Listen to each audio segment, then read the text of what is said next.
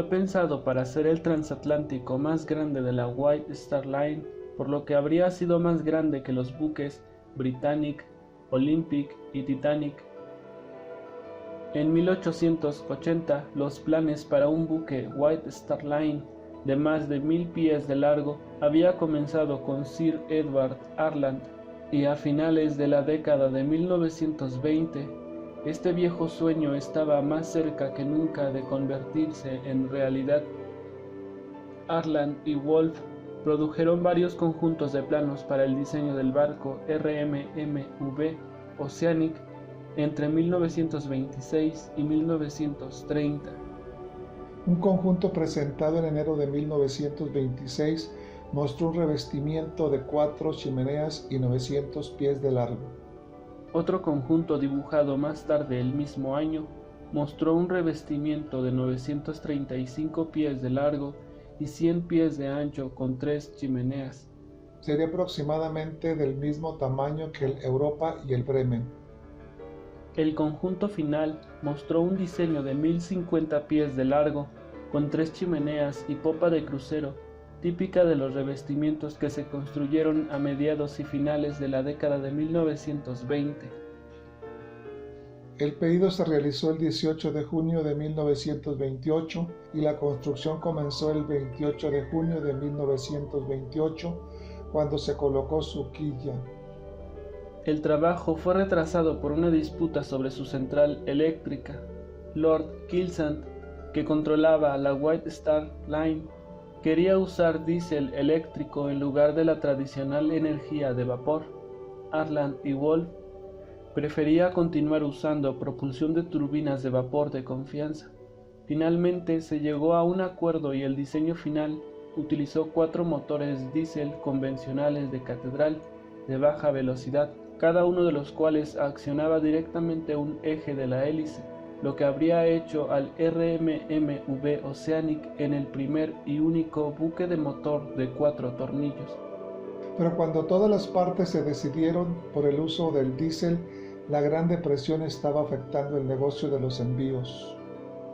Se pospusieron los trabajos de construcción del Oceanic y luego se canceló debido al colapso de Royal Mail Steam Packet Company, propietarios de White Star Line, como resultado de los problemas financieros de Sir Owen Phillips, Lord Kilsant. Los préstamos respaldados por los gobiernos de Inglaterra e Irlanda del Norte, que serían para la construcción del Oceanic, se desviaron para la construcción de los 2 últimos barcos construidos para White Star, MV Britannic y su hermana gemela MV Georgic.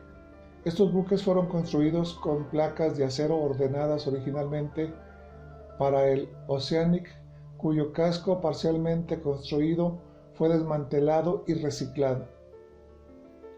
Basado en el diseño del tercer set dibujado por Harland y Wolff, el barco habría medido 1050 pies de largo, más de 80.000 toneladas y tendría 3 chimeneas gruesas y de poca altura, haciéndola parecer una versión más grande del MV Georgic y aproximadamente del mismo tamaño que el SS Normandy y el RMS Queen Mary.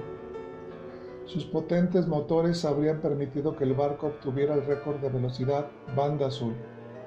Los barcos de vapor tenían las chimeneas más altas para evitar que los humos de la combustión cayeran sobre las cubiertas y los pasajeros.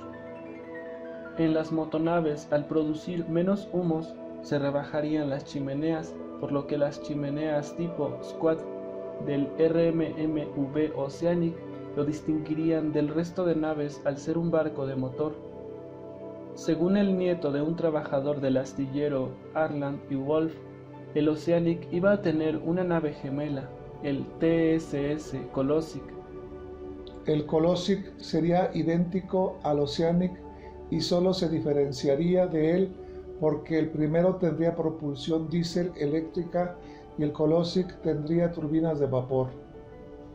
Con una longitud total estimada de 1050 pies, habría sido la embarcación más grande del mundo y, según declaraciones de prensa, también la más lujosa.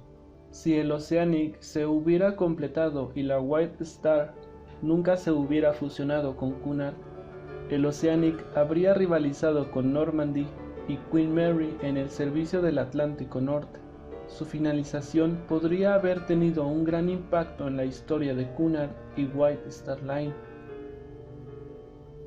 White Star Line definitivamente habría estado en una mejor posición durante la inevitable fusión con Cunard Line y todavía podría estar presente en la actualidad.